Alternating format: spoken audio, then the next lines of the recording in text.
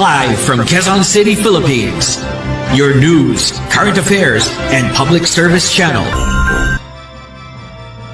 Magandang buhay Pilipinas, muli sumasa inyo ang pagkabaligod bayang balita kalusugan. Doc Asian, Specialist Alien, Mabuhay Philippines.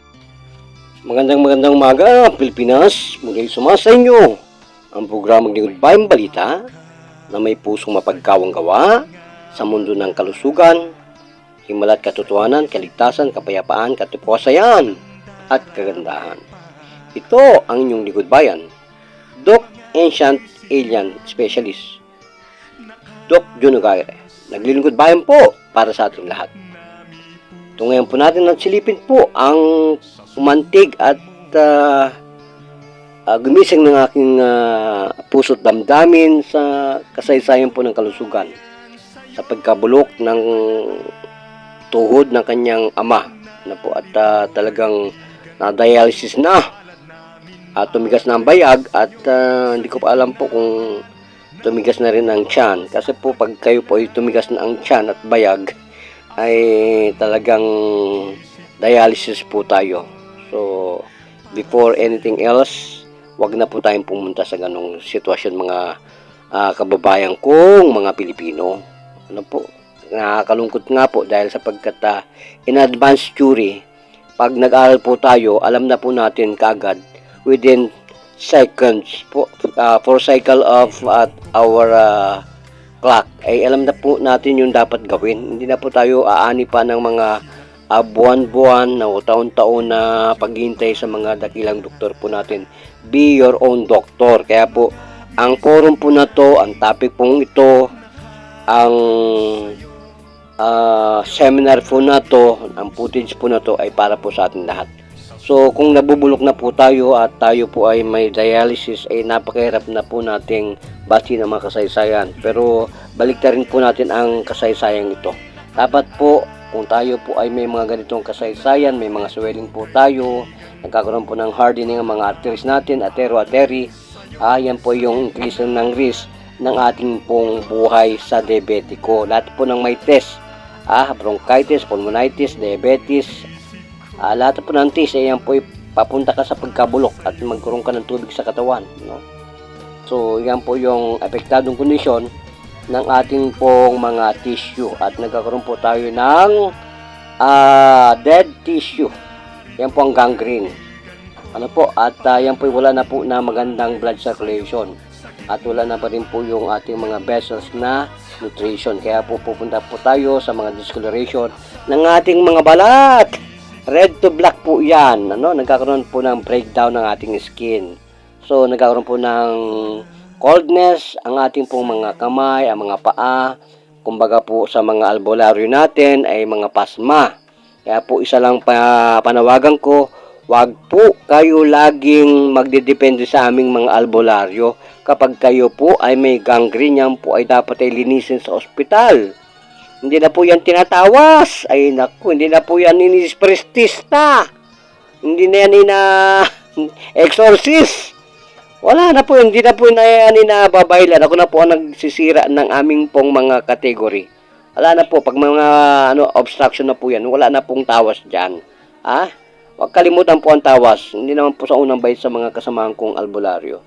So, Dok, ano po pang the best treatment? Sabi yung the best treatment is one thing lang, prayer. At saka po yung prevention is better than cure. So, ang treatment po dyan, yung kung talagang nauna na po yung self-help care remedies natin, wala nang antibiotics, wala nang oxygen na yung hyperbaric chamber natin, therapy, wala na po yun, wala nang surgery. Restored na po yung blood flow natin, restored na po yung removing na po yung ating dead tissue. Wala na po yan. Pag may mga unblocking tayo na sinasabi ko sa mga taong ito na tumawag sa akin, ma-unblock yung mga internal organ. That is one cause of death in the whole world, globally. Yan po ang pangalawa, obstruction. Una po, cancer. Pangalawa po yan, obstruction. And then, heart attack na. And then, stroke. So, and so forth na. So, ganun po ang kalalabasan. So, yung mga dead body tissue po na yan ay due to lack of blood circulation and flow. sa ating pong mga ano po, sa mga tissue. So nagkakaroon ng serious bacteria o mga infection, virus sa ating katawan. So yan po ay pag nagpunta po sa internal organ, gangrene, internal gangrene, nagkaroon po ng gas gangrene, delikado na po yan. In general term po, magkakaroon kayo ng mga, ay nako, mga palagnat-lagnat natin, yung mga pagbabago ng katawan natin, pag hinihipo mo, malamig ka na kasi wala nga pong good body temperature. May mga germs ng katawan natin causes by gangrene, nag-spread out throughout the body. Yan po ang kondisyon ng septic shock. Ay delikado na po yun, matutumba ka na at magkakaroon po kayo ng confusion. Ang inyo pong body temperature ay lower than 98 Fahrenheit, no? 37 Celsius. So nagkaroon po lightheaded, shortness of breathing. So mga babayan, wag po tayong pupunta doon. Kaya po kung tayo po may mga assassin technique, mga assassin technique sinasabi po natin, number 1 yan. That will give you a immediate cure na tinatawag po natin, case of death. So saka po yung mga disinfectant po natin. Hindi lang po yung mga sinasabi ng ospital. May mga theory po ang ospital, doctors na dapat din ninyong malaman. Hindi lang po yung mga tawas-tawas, hindi lang po yung mga tawag dito, yung mga dahon-dahon. Malayo po yung sa kasaysayan ng mundo, mga kababayan. Kaya po inasabi ko nga po sa inyo, example ko, ang tatay ko nagkaroon ng emphysema, COPD, chronic obstructive pulmonary diseases. Hayan, parang bangkay na lumalapit lagi sa akin, nawawalan ng oxygen at talagang nawawala, no? Dapat po ma-flatten yung oxygen sa diaphragm. May vacuum po yan at this what is. Nagkakaroon po increase and decrease ng breathing natin, in and out, inhale, exhale. Philippines, okay? So ngayon pong tatay ko, nagagalit ako kapag lumalabas. Kailangan po talagang mga ganyan may problema sa bronchial, emphysema, asthma, ay talagang free sila sa mga hazardous chemicals and airborne na mga toxicated natin, mga usok, no? Smoke belchers, dapat po wala yan. So doon po ba talagang magandang gamot, when to call our doctor? Dapat po in advance bago po maging serious ang condition natin at emergency ka, wala na po yun, wala na kayong gagamutin kung alam na po ninyo yung sinasabi at theory ng ganitong aming programa. Unexplained mga pain, wala na po yan. Yung mga nalululo ka, dise, wala na po yung mga puso mo nyo na lagi pong rapid, wala na po, wala nang persistent. Pag kayo po ay nakinig sa aming pagpapayag ng mabuting balita na to, wala na po yung mga body area nyo mo na mga painful, wala na po yung mga symptom sign. Knockdown mo, ganun po yan, wala nang persistent, wala nang fever, wala lahat. Wala nang changes ng mga discoloration ng mga skin, wala lahat yan, wala nang swelling, blister, wala lahat yan. Mga swelling and discharge po ninyo, wala na rin yan. So wala na po tayong pag-usapan sa mga bagay na ganyan. Kasi hindi po uso sa amin ng mga paingoy-ingoy. So, Doc, please naman, ano po ba ang treatment sa gangrene?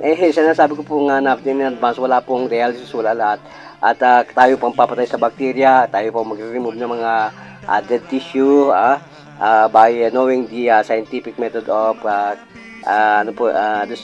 disinfectant. Yung po mga cleanser ng ating mga tawag dito, na inopera natin, no? Yung mga hyperbaric chamber, hindi na po tayo pupunta doon at wala na pong magkakaroon ng sakit. At kung alam po natin yung Yus Guangdu, Ancient Alien, Medico, ay sus Mariosep, so lagi po natin itatandaan, may mga sekreto po ang buhay. Isipin po ninyo, kayo na ang mag-aaral ng kiss of death, 1 hour no breathing. Pag yan ay kinontra mo pa, ayawan ko lang, kahit nasaan kang lupalop ng military, hawakan mo at ipamano mo yan sa mga pamilya natin, sigurado walang mamamatay sa atake sa puso, mga Pilipino. So, wala nang traumatic na mangyayari sa buhay ng ating mga minahal sa buhay. So, Doc, ano po talaga ang best way of treatment sa gangrene? Sinasabi ko po nga sa inyo, antibiotic kung gusto mo, o hyperbaric chamber. Kailangan po talaga natin, huwag tayong pupunta doon. Huwag po tayo, better yun yung sinasabi po ng mga theory natin na prevention is better than cure. Huwag po tayong pupunta dyan. So yun lamang po ang aking gustong malaman. na dapat po yung mga obstruction na yan is leading to death. Pag nagkaroon po ng obstruction, nagkaroon ka ng mga bagay na ganyan, lahat po ay unconditional na po, uncontrollable yung ating health at wala na pong nutrition. Yan po ang bumubuhay sa ating blood vessel, yung nutrition, no? So, ang kailangan po natin ay systematic and advanced. Very scientific po tayo sa Panginoon at malalaman po natin ang lahat ng mga diablo sa katawan natin, yung mga virus po ay mamamatay. At yung pong mga killer cells natin, yung mga cancer cells natin, na mga hormones ay pwede pong i-activate sa pamamagitan po ng touch ng Yuskwang. Hindi lang po yung tinuturo sa ating mga biblical, mga science, na mga karate, judo, kung po na pag hinipo mo, karoon ng stage of shock, wala na po yun, hindi na po uso sa aming lingwa yung mga ganon. Ang dapat po natin ituro yung one-way ticket, na pwede ka nang bumalik pag ikaw ay namatay. Ganun po ang usapan dito. Hindi po yung mga pabali-bali, sipa, tadyak, hindi po ganun ang aming programa. So yung case of death po ay tinuturo natin sa harakiri na yun po ay gamot. Pag po ka talagang susubukan ninyo ang harakiri, churi ng Okinawa, samurai, delikado po yan. Talaga ikakamatay natin yon. Huwag po kayong pupunta doon. May mga reverse churi po yan. So sa lahat po ng naghihirap sa mga ganitong problema, dialysis, kidney, heart enlargement, obstruction, yung pong lingkod ay bagamat ay nagsumisigaw ng panawagan at paanyaya, araw-araw may gamutan po dito, huwag po kayong pupunta sa mga ganyan pong pribileyo ng karamdaman. Yung mga signs and symptoms, itab natin, tapo natin, tadyakan natin, nandyan si Lord, kayang-kaya. Nagawa ko na yun sa pamilya ko, nagawa ko na po sa anak ko, nagawa ko na sa tatay ko at sa nanay ko, buhay pa rin, no? At parang saranggola na kahit na ipitikin mo, lulutang sila sa karamdaman ng araw. So, lagi pong manahan din sa mga albularyo. At yan pong mga albularyo ay kapatid po natin yan sa paglilingkod sa kalusugan. No? Pero po pag mga bulok na kayo, wag na po yung mga espiritista na nag-a-opera. Hindi na po yan makakatulong.